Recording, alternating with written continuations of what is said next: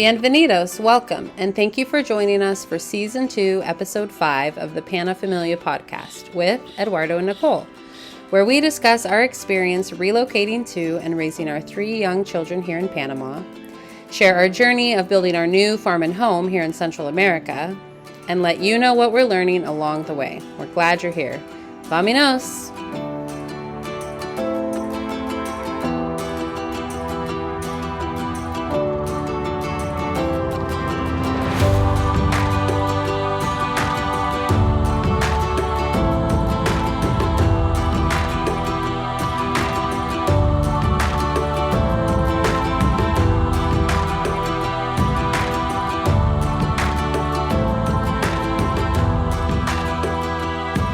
Hola, amigos. Hello. Eduardo and Nicole here. ¿Qué pasa? What's up, everyone? Everyone. We thought we'd start with just a little kind of life update. What's been going on with the dome. Just a minute or so of that. And then today we are going to talk about what we have learned since relocating to Panama. So the last 2 episodes were what we missed from the USA. Then it was what we love about Panama. And now we're going to wrap up this kind of little, series or whatever with what we have learned since moving here. Yeah. So what do you think? Sounds good. Yeah. Let's so what, just give a quick little update about what's going on? Yeah, just kind of what's been going on maybe with the cow thing, then a little bit about how the dome's going, anything about life here. The dome's moving along pretty well.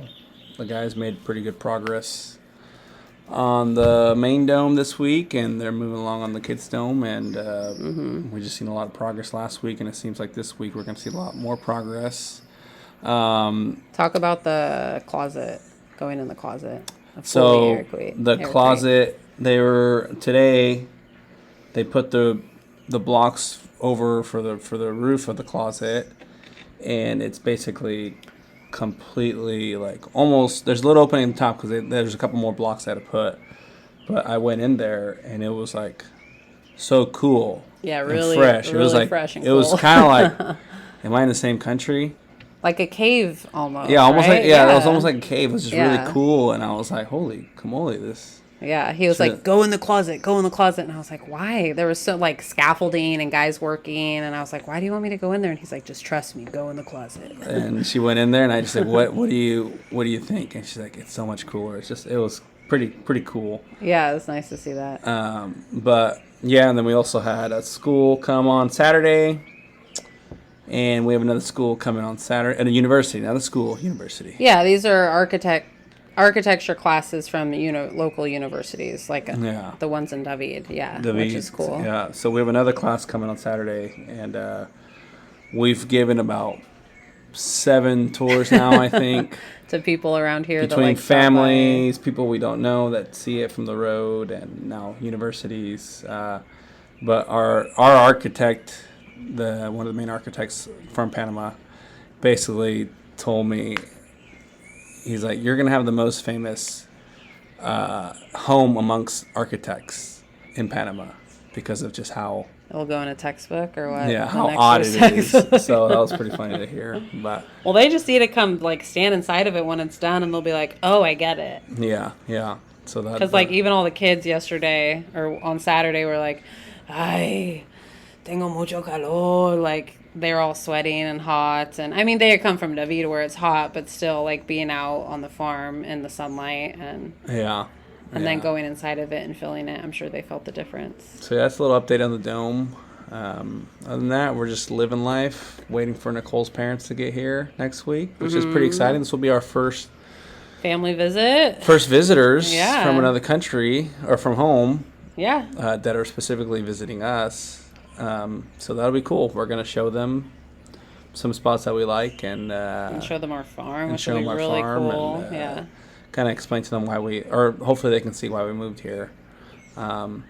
They think we live in a 5th world country that has no services. So I'm excited for them to see that it's They have like running water it's more modernized than what we thought. Wireless internet and Yeah. And cars. And cars, yeah. They're not on horseback. Some of them are. But. Yeah. But we have six calves now. Yep. And everyone except one has been really, really healthy. We had one loss, but that's part of life. Part of raising animals. And the grass, it's been about 2 weeks now of like semi-consistent rain, like every few days. And it's been the last 2 days actually that we've got some really big rain. So the grass is turning green. All the leaves are coming back. Our fields, all the pastures looking like really nice and green again. It's not so dusty. So yeah, it's been nice to have rain again. And I'm excited that happened before my parents came too, because I wanted them to see it green, not like dry and brown. Yeah, it's a lot prettier here when it's green. Yeah. It was only dry for like 1 month because it holds pretty strong. It lasts for a while, yeah. It was like March was just brown. was just like brown and windy and dry and hot. But I'm hoping it rains a little more because I want to take them to the waterfalls. Yeah, our creek's still not running. The waterfalls aren't going. That one might be a little bit stretched just because it is so close, but you never know. We'll see. Hey, honey.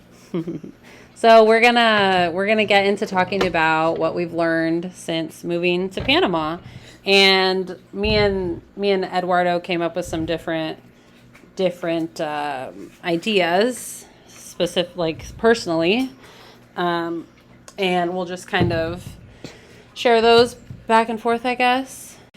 Okay, baby, I'll let you start. What's something that you've learned since living in Panama? Living here in Las Lajas, Panama. Yeah, I'm gonna put two together. I'm gonna stagger mine because they're kind of connected. Okay. Staggering is spacing them out. Oh, sorry. You're gonna connect yours. I'm gonna connect mine, and that way Nicole can do a couple by herself. I learned that the Earth is not flat because we are in the middle of the equator, quote unquote, closer to the sun than the northern hemisphere or the southern hemisphere, wherever you live. And the sun burns a lot more.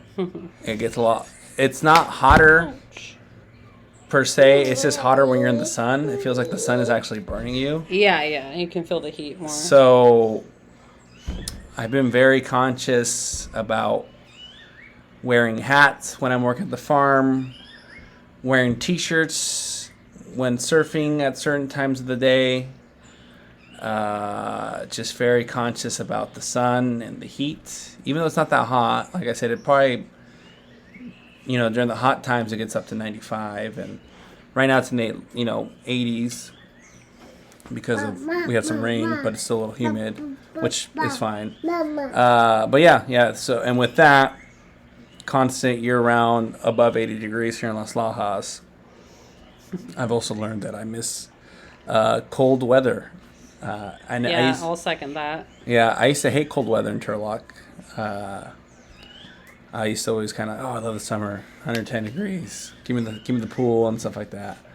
And I was like, I kind of miss that little break we had from December to March.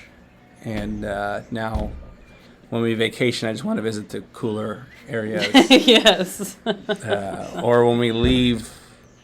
When we go on a day trip, I'm always looking for cooler parts of the country, like up in the mountains, where it's like 10 to 15 degrees cooler. So, yeah, that's what I've learned, just kind of like the weather side of things. Yeah. One of the things I've learned is I really enjoy living in like a really small town. Growing up in Turlock, it used to be a lot smaller, and, we knew everyone on our street. And when I was young, I was friends with all the kids on the street, and we could walk around not just our block, but like multiple blocks. And my parents weren't worried about us. And, we could ride our bikes without helmets and all sorts of like, cool stuff that like a lot of kids maybe can't do anymore. A lot of parents don't let their kids do. But like living here in this really small town, and we aren't living on the street that we're going to be, living on eventually, but... Which is even quieter. Yeah, but we do drive down it almost every day.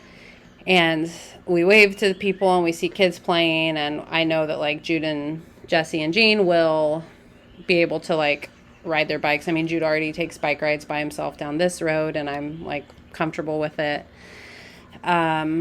You wave to people, you can stop by people's houses real quick, drop off, this or that. It's nice for us, but I think it'll be really nice for the kids as they're growing up to just be able to walk to school, ride their bike to school, ride their bike to the pizza place, to the park. Know more people, be able to, go ask your neighbors for something. Where we lived when we left Turlock, we knew our closest neighbors, but that was pretty much it. I mean, we didn't have tons of connections with the people on our street. Everyone just kind of like stays inside their house, But here, like, everyone's always outside on their porch. When you walk or drive by, you can wave to them. They're riding their bikes to the store, and so you just have more connection. And kind of going along with that is I've really seen the more like personability, what's the word I'm looking for? The more personalization and like friendliness and kindness of people here. Like, people are just more personable. They always say your name when they see you, when they're sending you messages. They always use your name like multiple times in messages, which I think is really sweet. And it's kind of convicted me to do that more too, not just be like, hey, what's up? Like, but you call people by their name. And that also helps you learn the name. Instead of just sending like short voice messages like, hey, I'm here, or where are you? Everyone here uses WhatsApp, but they always send the voice memos. And so we all do that too. We've caught on to that trend, but it's like talking on the phone, but if you don't have time to like make a phone call or the person can't answer, at least they can still hear your voice, and you can like kind of check in, and they're always like, oh, hey, how are you doing? How are the kids? And here is why I'm contacting you. People just take more time to like be nice. Everyone's not in a rush and a hurry and just completely self-absorbed, I guess. And I mean, this is for us too. Like, we've learned to be, I feel like, nicer and more, take more time to be friendlier too since being here, and slow down, So yeah, people like loving on our kids and taking the time to play with them and willing to help us outside of like the job that we've hired them for, like the guys helping us with our cows on the farm when, we really are only paying them to like lay bricks for us.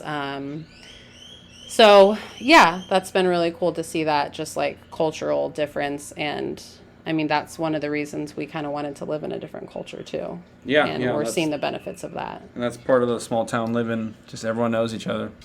Yeah. Literally everyone knows each other. Yeah. And if you need something like, hey, who can I go ask about this or that? And also like if they don't know you personally, they like know of you. Okay. Eduardo had to run to meet someone in town real quick to grab some meat, but I'm going to keep talking until he gets back. Another thing I've learned here is I've learned more Spanish. I was very committed to making sure that I, learn the language. And before moving here, I definitely know like a good amount of Spanish as far as like being able to have some simple conversations, but understanding people when they talk very quickly is difficult. And then there's like I told Eddie just a couple weeks ago, like I really only know like present tense stuff. Like talking about doing stuff in the past or doing stuff in the future is very hard for me. So I know a lot of verbs. Like I've learned a lot of verbs in school and over time, like knowing, people who speak Spanish. But then conjugating those verbs into past tense or future tense, I just don't know those. And I guess that's something I could look in a book for. But I've learned a lot of it just by listening to people and then like asking Eddie. He speaks, fluent Spanish. And he speaks Mexican Spanish, which is a little different, but for the most part, I mean, it gets him along just fine here, which is great. So yeah, I've learned in the past 9 months, I think I've progressed my Spanish fairly well, and I try to use it as much as possible. We have multiple people, that we see on a daily basis that only speak Spanish, and I always try to have some sort of conversation with them. And instead of being nervous to say something wrong, I just have to force myself just to say it. And, either they'll correct me or they'll figure out what I'm trying to say. And everyone's really nice about it, obviously. And I think about if it were me, if someone was trying to speak English to me, I wouldn't think they were dumb. I would just be like, oh, you're trying really hard and let me help you. This is how you say it, So yeah, that was one of my goals too for when I made my goals for 2024, that was one of them, to just work even harder on speaking Spanish better. So that's been another thing I've learned here. And another one is that you don't need to live on the beach in order to enjoy the perks of living near the beach. So kind of coming here, I feel like we had more this idea that we were going to buy a farm that was going to be almost like ocean view or something, or 5-minute drive, or even, right along the coast. But we've found this farm, that's a 15-minute drive from our house to the beach, and it's just perfect. And when you talk to people who do have their homes on the beach, they do share that, the saltwater damage is real, and they're constantly having to replace, fixtures and anything metal in the house, appliances, I guess, paint, all stuff on their car. So dealing with that is not something that we really wanted to deal with, but knowing that the beach is that close and that we can just have a short drive over there, even a nice long bike ride if we wanted to, is really beautiful. We can't smell the salty air necessarily, but we get those sea breezes. And actually where our farm is only not even 2 miles probably from a different beach, but it's just, there's not a direct road out there. We're hoping that in the next, 10, 15 years there will be, which would be really cool. They'd pave that road and clear it out a little bit so it's easier to get there. But we really are, if you look on, we got some drone photos done. And if you look at the drone photos, you can see the ocean, from our farm, when the drone was, I don't even know, maybe 50 feet up in the air. Okay, Eduardo's back, and we're going to finish up with the last few things that we've learned after being here in Panama. I wanted to talk about that, there's a lot more going on in Las Lajas than we originally thought. Just after living here, you kind of learn that, right? Yeah, that's actually true. When we first got here, I was like, oh man, it's really quiet. But we found a really good restaurant, supposedly one of the best restaurants in our province. Mm-hmm. And it was funny, I've been playing pickleball with the guy for a few months. Didn't even know. I mean, he told me, oh yeah, we own the Naturalmente boutiques. But no one ever told me. I just thought it was just mainly a hotel. Yeah. So, yeah. But everyone goes there for all their special occasions and stuff because it's a really good restaurant. Yeah, and their food is just amazing. And not even by Panamanian standards. It's just really good food. Yeah. It's all really fresh. The basketball league. That I was in. I've found multiple, I think I've said this before, multiple yoga classes, multiple people who do massages. Swan told us about a kid's dance class, remember? They teach traditional Panamanian dancing. We found a church. We found a church. A non-Catholic church. No hate to the Catholics, but something other than a Catholic church. Yeah, that was cool. You got the kids soccer league, and there's a kids soccer league that they've told me about. Oh, okay. But yeah, there's a lot more going on that we thought. We just kind of slowly discovered stuff, little by little. Yeah, and after talking to people and stuff, that's just natural, I think. Which Yeah, is, yeah. You just have to live here to find that stuff out. Yeah. And then also, it went like just the Carnival party month. Oh, just learning how that goes. Yeah. Never seen so much people in town ever. And it was just like, oh wow, people come down here just for this. You want to talk about the bugs? One thing I've learned about raising cattle down here is the how much bugs there is down here as far as dealing with cattle.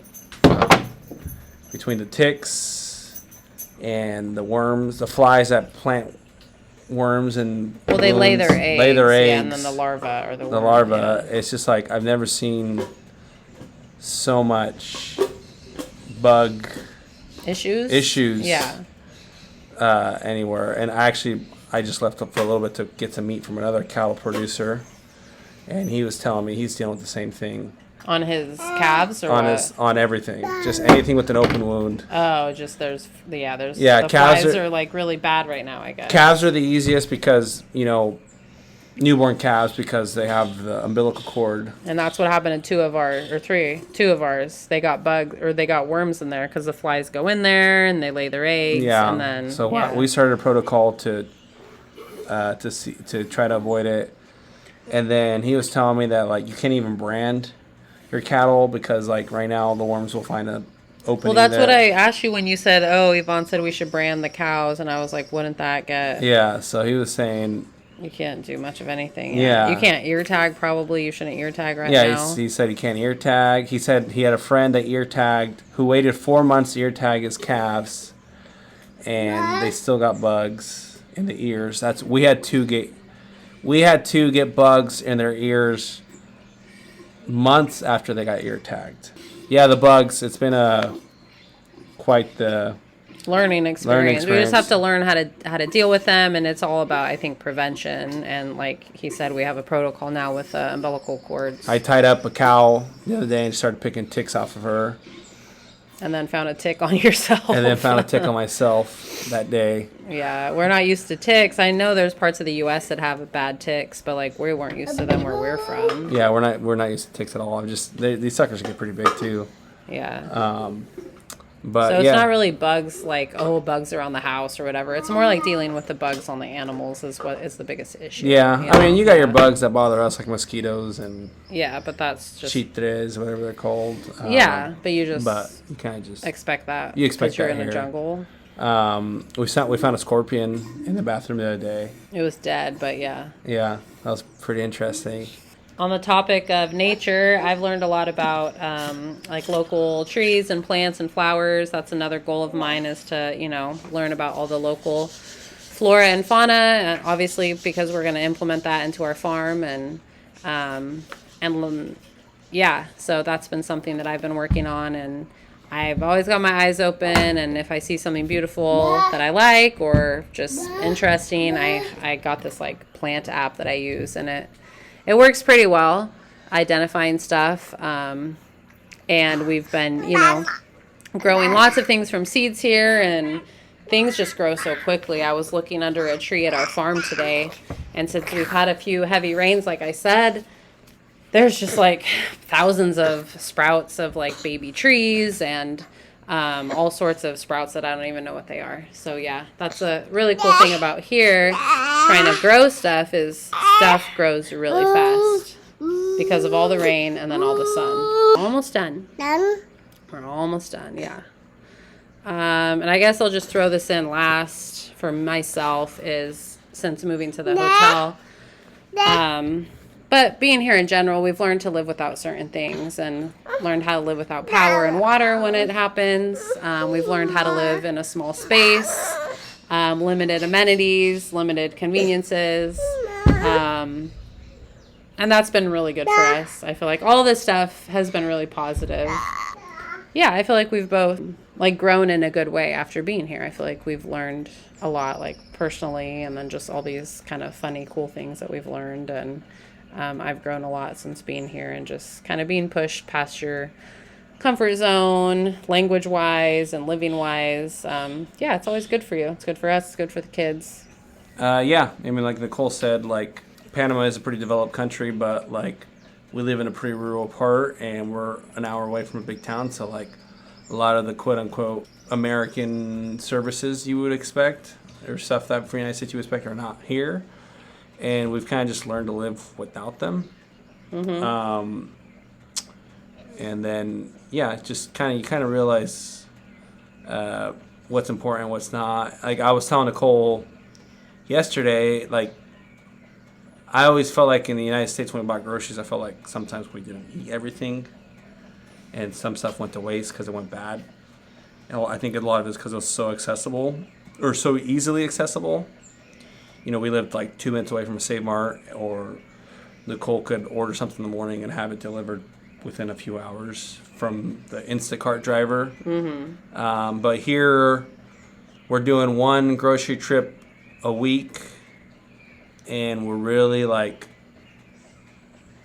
doing really good about being efficient about what we buy, and like I don't feel like anything ever goes to waste. Like we eat everything. Yeah, our fridge is empty, and then we go grocery shopping again. Like we like right now our schedule is we go every Thursday, and by like Wednesday we always get pizza because like we just don't have anything. Any food left, and I think that's good. That means we're not wasting anything. Yeah, potty, you have to go clean your shoes. We're just being very efficient with what we buy, and yeah, so I think that's just like a very good trait to have, because like food waste is not.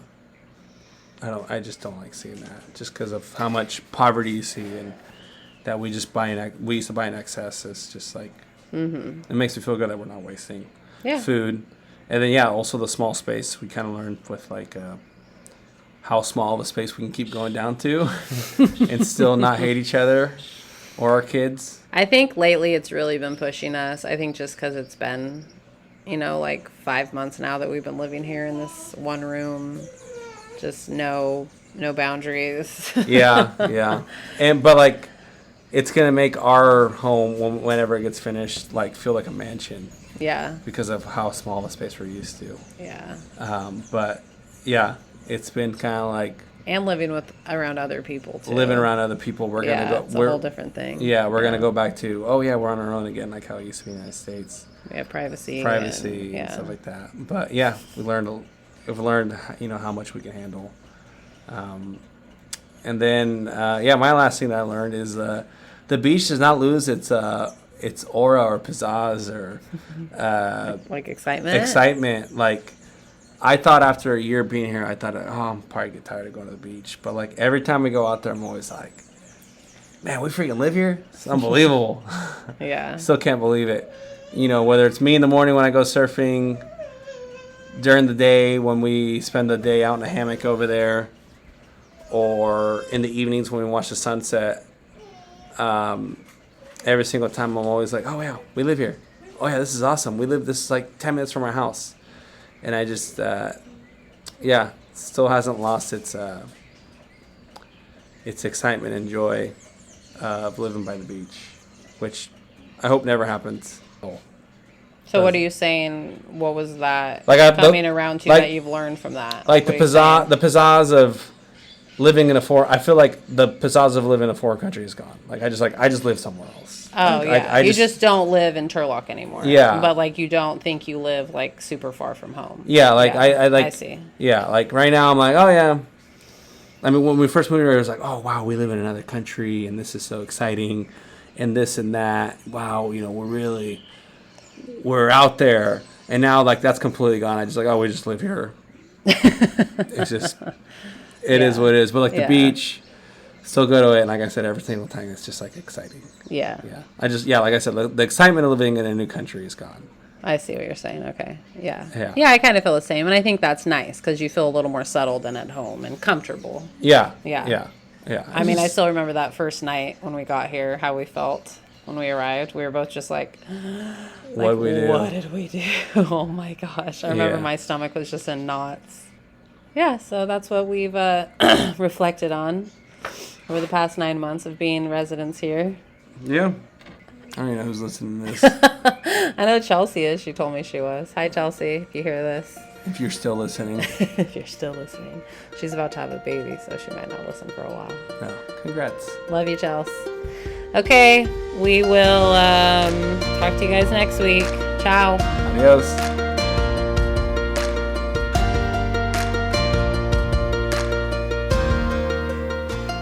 Thanks so much for listening. We hope you enjoyed this episode, and we'll see you next time on the PanaFamilia Podcast.